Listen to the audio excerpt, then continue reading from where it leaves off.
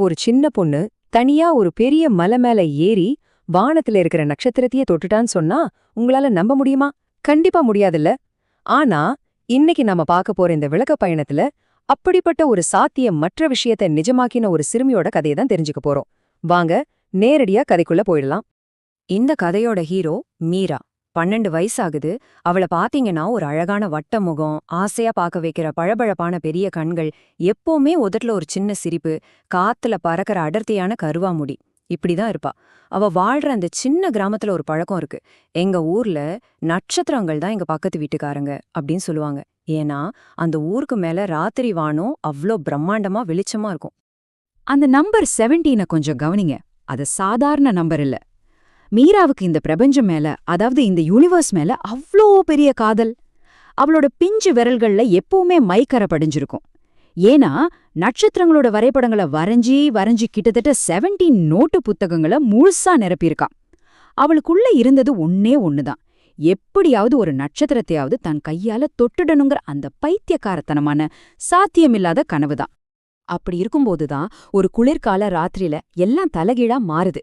யாருமே ஏற முடியாத ரொம்ப ஆபத்தான தேவமலை அப்படிங்கிற கடவுள்களின் மலைக்கு பின்னால வானத்திலிருந்து ஒரு விண்கல் அப்படியே தகதகன்னு ஒளிரும் தங்க கீற்று மாதிரி கீழே விழுகிறத மீரா பாக்குறா. அவ்வளவுதான், அவ முடிவு பண்ணிட்டா. உடனே தன் குளிர்கால உடைகளை மாட்டிக்கிட்டு அவ எப்பவுமே பயன்படுத்துற அதே பழைய கம்பளிச்சால்வை போர்த்திக்கிட்டு ஒரு திசை காட்டியோட அந்த மலையில ஏற கிளம்பிட்டா. ஆனா அவ சும்மா கிளம்பிடல. வீட்டு விட்டு போறதுக்கு முன்னாடி அவங்க தாத்தா கொடுத்த ஒரு பழைய பித்தளை கைவிளக்க எடுத்துக்கிறா. அவர் இறக்கறதுக்கு முன்னாடி அவகிட்ட சொன்ன ஒரு முக்கியமான வார்த்தை, நீ எங்கேயாச்சும் தொலைஞ்சிட்டுதான் நினைச்சா மீரா, தயங்காம கதவை திறந்து ஒளிய வெளியே விடு. இந்த ஒரு ஆழமான அட்வைஸையும் அந்த விளக்கையும் கையில பிடிச்சுக்கிட்டு சூரியன் முளைக்கிறதுக்கு முன்னாடியே அவளோட பயணம் ஆரம்பமாயிடுச்சு. இப்போ அவளுக்கு முன்னாடி இருக்கிற அந்த பிரம்மாண்டமான மலைய கொஞ்சம் நினைச்சு பாருங்க. இது சாதாரண பயணம் கிடையாது. உச்சிய அடையணும்னா ரொம்பவே பயங்கரமான 3 கட்டங்களை தாண்டி போகணும். முதல் நாள் சாம்பல் பாறை, 2வது நாள் பனிமூட்டம், 3வது நாள் கடுமையான புயல். ஒவ்வொரு நாளும் அவள என்னென்ன சவால்கள் காத்துக்கிட்டு இருக்குன்னு இதிலிருந்தே நமக்கு நல்லா புரியுதில்ல. முதல் நாள் கடினமான தொடக்கங்களின் மழையனே சொல்லலாம். மத்தியானம் ஆகுறதுக்குள்ளேயே மீராவோட கால்கள்லாம் பயங்கரமா வலிக்க ஆரம்பிச்சிடுச்சு. வழுக்கி விழுந்ததுல கைகள்ல வேற சிராய்ப்புகள். அப்போ அவளுக்கு எதிரே ஒரு வயசான மெய்ப்பர் வர்றார். ஆரம்பத்துல இந்த சின்ன பொண்ணு எப்படி அவ்ளோ பெரிய மலை ஏறுவான்னு அவர் சந்தேகப்படுறார். ஆனா அவ முகத்துல அந்த பெரிய கண்கள் இருந்த உறுதிய பார்த்துட்டு அவளுக்கு தெம்பு கிடைக்கணும்னு கொஞ்சம் தேனும் ரொட்டியும் கொடுத்து அனுப்புறார். அப்படியே முதல் நாள் முடிவுக்கு வருது. ஒரு பெரிய சாம்பல் நிற பாறை மேல உட்கார்ந்துகிட்டு கீழே இருக்கிற தன் கிராமத்தை மீரா பாக்குறா.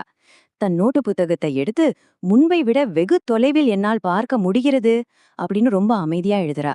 சிகரத்தை இன்னும் அடையலனாலும் இன்னைக்கு ஒரு படி முன்னேறியிருக்கோங்கிற அந்த சின்ன சந்தோஷமே அவளுக்கு பெரிய நிம்மதியே கொடுக்குது. ஆனா பாருங்க, 2வது நாள் அப்படியே தலைகீழா மாறிடுது. இதுதான் சந்தேகத்தின் மலை. கண்ணையே மறைக்கிற அளவுக்கு அடர்த்தியான பனிமூட்டம், உடம்ப உறைய வைக்கிற குளிர்.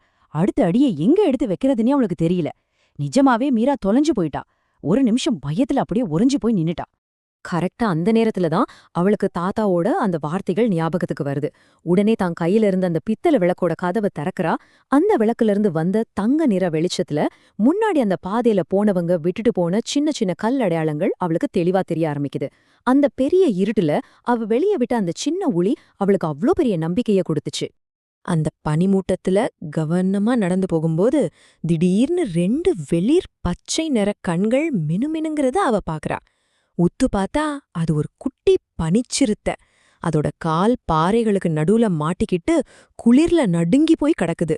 மீரா மெதுவா போய் அதோட பாதத்தை விடுவிச்சு தான் எப்பவுமே போர்த்தி இருக்கிற அந்த பழைய கம்பளிச்சால்வையிலிருந்து ஒரு சின்ன துண்டை கிழிச்சு அதுக்கு ரொம்ப அன்பா கட்டு போட்டு விடுறா. அப்படியே 3வது நாள் வந்துடுச்சு. புயல்களின் மலை. மலையோட அந்த உறைபனி பகுதியாவ நெருங்கிட்டா. திடீர்னு யாருமே எதிர்பார்க்காத அளவுக்கு ஒரு கொடூரமான புயல் அடிக்க ஆரம்பிக்குது. அவ வச்சிருந்த தண்ணீர் பாட்டில் கூட அப்படியே உறைஞ்சு ஐஸ் ஆயிடுச்சு. வேற வழியே இல்லாம ஒரு சின்ன பாறை குகைக்குள்ள முடங்கி போய் தஞ்சம் அடைறா. பசியோடும் மூச்சு திணறலோடும் அந்த இருட்டுல என்ன பண்றதுனே தெரியாம காத்துக்கிட்டு இருக்கா. இவ்ளோ கஷ்டங்களுக்கு நடுவுல போதும்பா, நம்ம திரும்பி ஊருக்கே போயிடலாமாங்கிற ஒரு விரக்தியான கேள்வி அவ மனசுல எழும்புது. அவ மூளை அவள திரும்பி போக சொல்லிட்டே இருக்கு. ஆனா அந்த நேரத்துல மேய்ப்பர் கொடுத்த அந்த ரொட்டி, அவளுக்கு வழிகாட்டின அந்த கற்கள், அப்புறம் அந்த பனிச்சிறுத்தை குட்டியோட கண்கள், இதெல்லாம் அவ கண் முன்னாடி வந்து போகுது. இந்த நினைவுகள் அவளுக்குள்ள ஒரு புது எனர்ஜியை கொடுக்குது. ஒரு 3 மணி நேரம் கழிச்சு புயல் மெதுவா ஓய ஆரம்பிக்குது. ஒரு பெரிய நாடகத் திரைய விளக்குன மாதிரி வானம் சட்டுன்னு கிளியர் ஆயிடுச்சு. அந்த பனிக்குவியலுக்கு மேல சூரிய ஒளி அப்படியே வைரக்கற்கள் மாதிரி மின்னுது. அந்த அமைதியில மீரா ஒன்ன உணர்றா. சிகரம் இப்ப தன் கை கட்டுற தூரத்துல தான் இருக்கு. அந்த ஆழமான பனியில ஒவ்வொரு அடியை எடுத்து வைக்கும்போதும் உடம்புல அவ்ளோ வலி, மூச்சு விடக்கூட முடியல. ஆனாலும் விடாமுயற்சியோட கடைசியா அந்த கடவுள்களின் சிகரத்தை அவ அடைஞ்சே தீர்ந்துட்டா. உலகத்தோட உச்சத்துல நின்னு அந்த எல்லை இல்லாத நீல நிற வானத்தை பாக்குறா. அது எவ்வளவு ஒரு பிரம்மாண்டமான உணர்வுன்னு கொஞ்சம் இமேஜின் பண்ணி பாருங்களேன். அங்க பாறைகளுக்கு நடுவுல அவ எதை தேடி வந்தாளோ அது இருந்துச்சு. ஒரு மாம்பழ சைஸ்ல படிகங்கள்லாம் அப்படியே மினுமினுக்க ஒரு உண்மையான விண்கல். அதுதான் பிரபஞ்சத்தோட ஒரு துண்டு. நிஜமான ஒரு நட்சத்திர துண்ட தன் கைகள்ல ஏந்தும்போது அவளோட அந்த பெரிய கண்கள்ல இருந்து ஆனந்த கண்ணீர் வழியுது. யாருமே சாத்தியமில்லன்னு சொன்ன அவளோட கனவு இப்போ நிஜமாயிடுச்சு. அப்போ யாரும் எதிர்பார்க்காத ஒரு மேஜிக் நடக்குது. மலை உச்சியில அந்த பனிச்சரத்தை குட்டி மறுபடியும் அவன் முன்னாடி வந்து நிக்குது. அது மீராவ பார்த்து ரொம்ப மெதுவா தன் கண்களை சிமிட்டுது. விலங்குகள் உலகத்துல இது ரொம்ப ஆழமான நம்பிக்கையோட அடையாளம் தெரியுமா? அந்த மரியாதை அவளுக்கு கொடுத்துட்டு மறுபடியும் அது தன் காட்டுக்குள்ளேயே அமைதியா மறைஞ்சு போயிடுச்சு. அந்த பிரம்மாண்டமான சிகரத்துல உட்கார்ந்துகிட்டு மீரா தன் நோட்டு புத்தகத்துல ஒரு அருமையான பாடத்தை எழுதுறா. சாத்தியமற்றதை அடைய ஒரே வழி, எல்லாமே உங்களை நிறுத்தச் சொல்லும் போதும் தொடர்ந்து முன்னேறதுதான், இன்னும் ஒரு அடி எடுத்து வைப்பதுதான். உண்மையிலேயே இந்த ஒத்த வரிதாங்க இந்த ஒட்டுமொத்த கதையோட உயிர்நாடியே. 2 நாள் கழிச்சு மீரா தன் கிராமத்துக்கு ஒரு பெரிய வெற்றியோட திரும்புறா. அவ எப்பவும் போடுற அதே குளிர்கால உடைகளோட, அந்த பழைய சால்வையோட, அதே அழகான சிரிப்போட நிக்கிறா. ஒட்டுமொத்த கிராமமே அவள ரொம்ப ஆச்சரியமா பாக்குது. அவ அந்த வெண்கல்ல எல்லார் முன்னாடியும் திறக்கும்போது அதுல படுற சூரிய ஒளி அங்க இருக்கிற எல்லாரோட முகத்திலயும் சின்ன சின்ன வானவல்களை உருவாக்குது. உண்மையிலே அவன் நட்சத்திரங்கள பூமிக்கே கொண்டு வந்துட்டா. இதையெல்லாம் பார்த்த அவளோட 4 வயசு தம்பி அர்ஜுன், நானும் உன்ன மாதிரி பெருசானதும் அந்த மலையில ஏற முடியுமான்னு ரொம்ப ஆர்வமா கேக்குறான். அப்போ மீரா ஒரு அக்கறையான அக்காவா தன் அனுபவத்தை 3 எளிய படிகள்லாம் உனக்கு சொல்லிக் கொடுக்கறா. 1, புயல் அடங்கும் வரை காத்திரு. 2, வெளிச்சத்தை தேடு. 3, இன்னும் ஒரு அடி எடுத்து வை.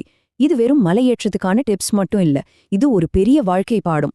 இந்த அற்புதமான கதையோட முடிவுல பாத்தீங்கன்னா, கிராமம் முழுக்க ஒரு பெரிய நெருப்பு மூட்டி கொண்டாடிட்டு இருக்காங்க. ஆனா மீராவோ தன் நெஞ்சில அந்த விண்கல்ல வச்சுக்கிட்டு அதே பழைய சால்வையோட அமைதியா புல்லுல படுத்திருக்கா. அவ வென்ற அந்த பிரம்மாண்டமான வானத்தை அவளோட கண்கள் ரொம்ப அன்போட பாத்துக்கிட்டு இருக்கு. தன் விடா முயற்சியால இந்த யூனிவர்ஸோட ஒரு பகுதியே அவ தனதாக்கிக்கிட்டா. இப்போ உங்ககிட்ட நான் கேட்க நினைக்கிற கேள்வி இதுதான். உங்க வாழ்க்கையில நீங்க எடுத்து வைக்க வேண்டிய அந்த இன்னும் ஒரு அடி எது?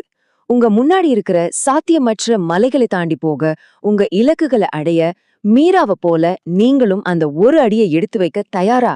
யோசிச்சு பாருங்க. இந்த விளக்க பயணத்துல இவ்வளவு நேரம் என்னோடு பயணித்திருக்க ரொம்ப நன்றி. மீண்டும் சந்திப்போம்.